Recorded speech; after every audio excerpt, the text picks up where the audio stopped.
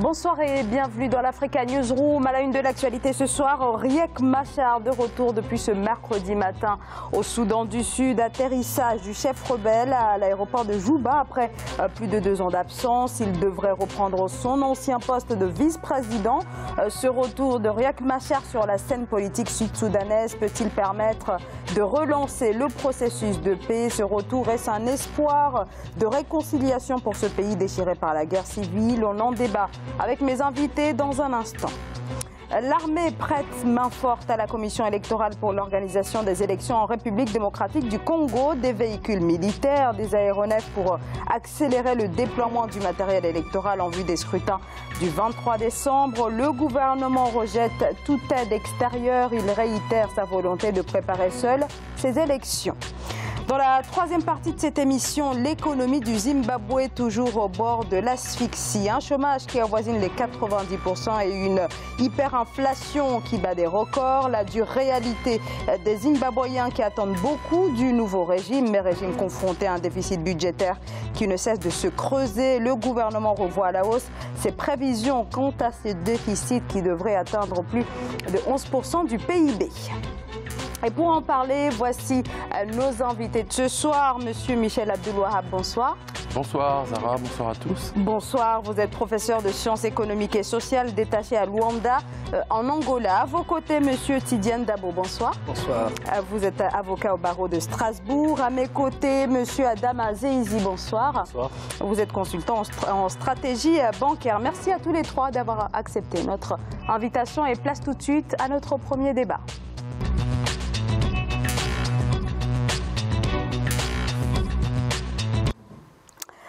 Depuis 9h30 ce mercredi matin, il se trouve à Juba, au Soudan du Sud, pays que Riek Machar a dû fuir précipitamment en juillet 2016 après des combats meurtriers entre ses hommes et les forces gouvernementales. Le chef rebelle a été accueilli par le président Salva Kiir, un retour de l'ancien vice-président afin de prendre part à la cérémonie célébrant le nouvel accord de paix censé mettre fin à la guerre civile déclenchée en 2013 et qui a fait plus de 380 000 morts. Pour cette cérémonie, plusieurs chefs d'État de la région ont fait le déplacement à Juba pour cet accord dont la proposition phare reste le retour de Riek Machar à son poste de vice-président. Corinne Kamzefem. Le 31 octobre 2018 pourrait marquer la fin du conflit interne au Soudan du Sud. Après 2 années d'absence, Riek Machar est de retour dans la capitale Juba, où il a pris part à la cérémonie qui entérine la signature de l'accord de paix final. L'accord signé le 12 septembre 2018 à Addis Abeba avec le président Salva Kiir réhabilite Riek Machar dans son poste de vice-président, poste qu'il occupait jusqu'en juillet 2016. L'arrivée de Riek Machar à la capitale du Sud-Soudan démontre de la solidité de l'accord qui a été signé, mais surtout la pertinence des différentes mesures dont avait été assorti l'accord de paix. Précédemment, plusieurs accords avaient été signés qui ne prévoyaient pas dans le détail comment les 2 parties belligérantes allaient coopérer à la gestion de l'État. Cette fois-ci, il y a eu plusieurs mesures qui ont été proposées et qui ont été entérinées par les instances parlementaire. Le Soudan du Sud est le plus jeune État d'Afrique avec une indépendance acquise en 2011. Pourtant, la guerre y a déjà fait de nombreux dégâts. On estime à 400 000 le nombre de personnes décédées du fait des violences et des maladies, avec en outre des millions d'autres déplacés. Aussi, les populations sont désormais dans l'espérance d'une paix définitive. L'accord du 12 septembre prévoit entre autres une sortie de crise en plusieurs années. C'est un jour de célébration de la paix où les Sud-Soudanais peuvent se réunir et réfléchir sur les raisons pour lesquelles la paix est si précieuse pour nous tous. Surtout en raison de notre contexte de guerre. Et nous devons commencer à parler et à cultiver la paix. Cet accord de paix est le 3e depuis le début du conflit en 2013. Plusieurs violations des accords de cessez-le-feu par les 2 parties ont continuellement mis à mal les tractations pour une paix définitive. Alors, Riek Machar va donc pouvoir reprendre son ancien poste de vice-président. Michel Abdulwahab, est-ce qu'il s'agit là d'une avancée majeure pour pouvoir relancer le processus de paix dans ce pays? Ou alors, puisque finalement, le point de contentieux qui restait entre les deux hommes, c'était le partage du pouvoir. Est-ce qu'il s'agit là, avec ce retour de Riek Machar, d'une avancée vers la relance du processus de paix? Il faut l'espérer. De toutes les manières, c'est la troisième fois que les deux protagonistes essayent de s'entendre. Il y a eu deux fois des violations de cessez-le-feu. En fait, le problème de cette crise politique, c'est qu'elle se transforme en crise humanitaire. C'est-à-dire que suite à cette crise politique, on a 6 millions de Sud-Soudanais, ce qui représente à peu près la moitié de la population, qui est en situation d'état d'urgence. Et certains observateurs anticipent le fait que si la crise perdure, il risque d'y avoir des situations de conflits interethniques, puisque le président Riek Machar appartient à la minorité Nuers, alors que le président appartient à la majorité Dinka. Et les observateurs anticipent un risque de crise interethnique type Rwanda en 1994. Donc il est urgent, effectivement, qu'une paix durable soit consolidée, au risque de voir cette population continuer à fuir ce pays, à vivre, à mourir de maladies, de malnutrition, etc. Vous avez la moitié de la population qui vit actuellement au Sud-Soudan en état d'urgence. Tidiane Dabo, est-ce qu'on peut véritablement croire à cet accord de paix? On connaît quand même l'animosité entre les deux hommes, entre le président Salva Kiir et puis son ancien vice-président Riek Machar. Alors je dis ancien vice-président, mais il va peut-être dans les prochaines heures reprendre son ancien poste. Est-ce qu'on peut véritablement croire à cet accord de paix, Tidiane Dabo? Oui, on aimerait bien y croire, mais moi, personnellement, je crois à demi-mot. À demi-mot, pourquoi? Parce que c'est le énième accord qui a été signé, non respecté par les partis, pour des raisons plutôt personnelles, encore une fois de plus. Moi, je reviens sur la psychanalyse de ces deux belligérants, parce que voilà deux personnalités qui ont fait quand même la guerre ensemble, côte à côte, contre un ennemi commun. Ils ont obtenu ce qu'ils voulaient, à savoir l'indépendance de leur pays. Mais pour des raisons crypto-personnelles, mais teintées par la suite des problèmes ethniques, ils se retrouvent à se chamailler, à se diviser en oubliant l'intérêt général qui est quand même le peuple. On se retrouve dans une situation aujourd'hui où, comme l'a si bien expliqué le professeur Abdelwahab, une crise humanitaire. On n'est pas en face d'un Paul Kagame, c'est-à-dire quelqu'un qui peut transcender les divergences ethniques, les divergences personnelles. On est en face de deux personnes irresponsables, excusez-moi du terme, je pense que c'est deux personnes qui sont irresponsables. Et à mon avis aujourd'hui, ces deux personnes-là doivent être mises devant leurs responsabilités. Parce que c'est trop facile ce qui se passe actuellement au Sud-Soudan. Deux personnalités qui ont occasionné autant de milliers de morts. Donc pour vous, la communauté internationale ou tout du moins l'IGAD qui a participé au pourparlers aurait dû faire en sorte d'écarter complètement ces deux à la limite, personnages. Mais ces deux personnages, pour moi, doivent être sur la sellette internationale. Pourquoi? Parce que je pense qu'aujourd'hui, si on faisait peser l'épée Damoclès sur leur tête, par exemple, en leur faisant savoir qu'ils risquaient une poursuite devant la Cour pénale internationale, parce que quand même, ce qui se passe là-bas, mais c'est du génocide. Alors effectivement, on parle de 380 000 morts depuis 2013. C'est 100 000 morts. Adam Azeizi, c'est du génocide.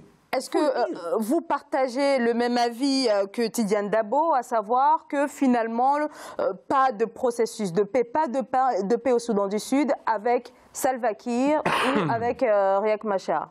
Il fallait les écarter Le problème sud-soudanais est au-delà des conflits ethniques qui sont des éléments utilisés aujourd'hui pour alimenter la division au sein du pays, doivent être pris dans une vision régionale.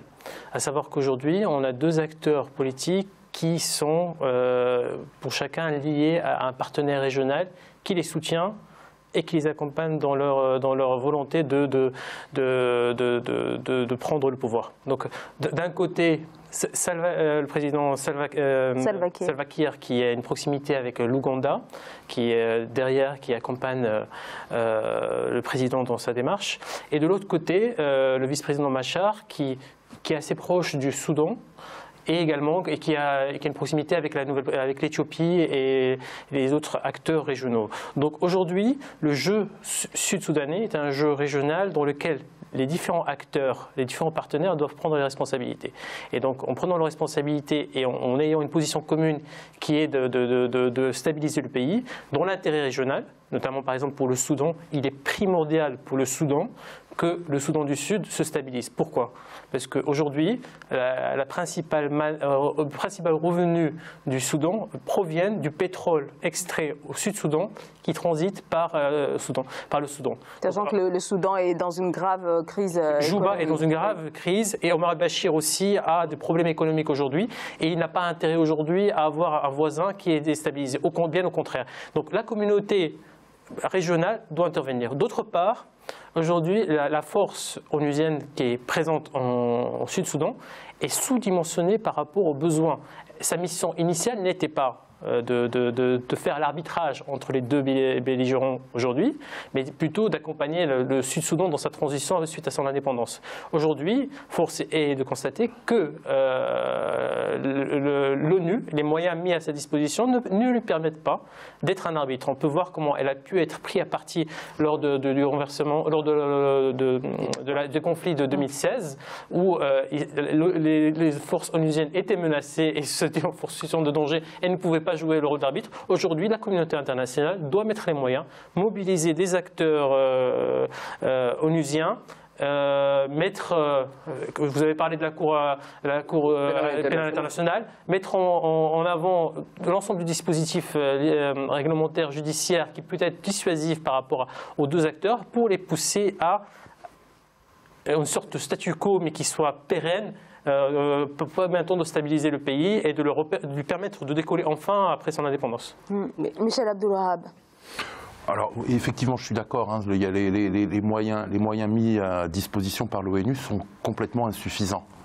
Alors ensuite, les jeux géopolitiques, l'Ouganda, l'Éthiopie, bon, dans tous les pays africains, surtout là où il y a des matières premières, il y a des jeux géopolitiques. Simplement, ça n'a jamais atteint ce degré de misère, de destruction et de nombre de morts. Vous avez 400 000 morts, effectivement, enfin depuis 2013, quoi. Ça fait une moyenne de 100 000 morts par an.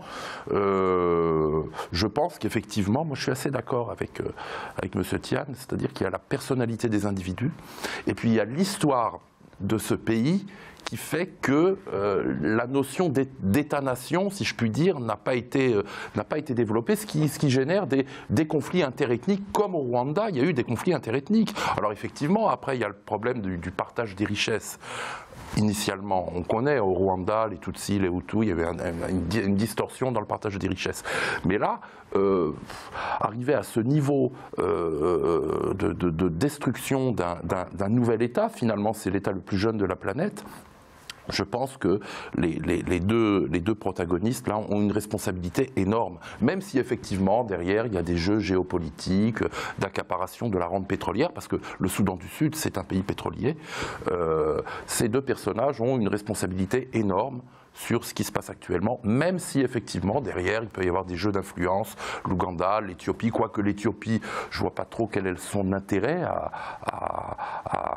créer ce désordre dans ce pays. Là où il faut faire attention, oui, Adam Azizi. Là où il faut faire attention aussi, c'est que Riek Machar revient au Soudan suite à l'accord du 12 septembre, un accord qui n'est pas finalisé, puisque les deux belligérants ne sont pas mis encore d'accord sur deux points cruciaux, c'est à savoir la remise en place des forces militaires qui sont présentes au niveau des frontières qui permettent de sécuriser et stabiliser, et le deuxième point, étant qu'aujourd'hui, il y a une commission qui doit être mise en place pour surveiller et s'assurer que l'accord soit exécuté d'une manière optimale. Et aujourd'hui, les fonctions et les composants de cette commission n'ont pas encore été validés. Donc l'organe qui va être en charge de sécuriser le bon déroulement, le bon déploiement de l'accord n'est pas encore mis en place. Donc on est dans une situation encore de chantier, d'où la vigilance qu'il faut garder par rapport au Sud-Soudan.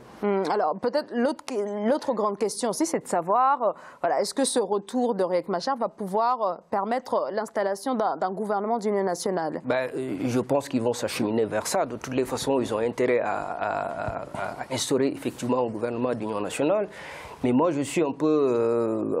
j'aimerais bien voir l'avènement de ce gouvernement d'union nationale.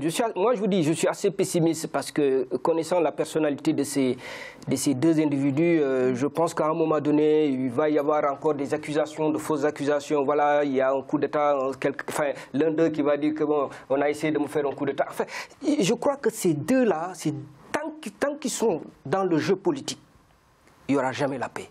Et ça, il faut oser le dire, il faut l'affirmer. Je pense qu'à un moment donné, il faut les mettre de côté et discuter avec des gens qui veulent faire la paix. Et ces deux-là sont les deux obstacles à la paix au Sud-Soudan. Et voyez-vous, il y a eu un premier accord en 2015, il y a eu encore un nouvel accord, mais tous les accords ont prévu quand même tout un processus de mise en place quand même de réintégration des rebelles ainsi que des déplacés. Mais on a l'impression qu'à un moment donné, il y a un manque de volonté. Mais je ne dirais pas un manque de volonté politique, mais en tout cas un manque de volonté tout court. Donc le problème, ce n'est pas l'accord, ce sont les individus. Je suis tout à fait d'accord avec vous. La volonté, mais aussi la confiance. Aujourd'hui, le vice-président Machar revient.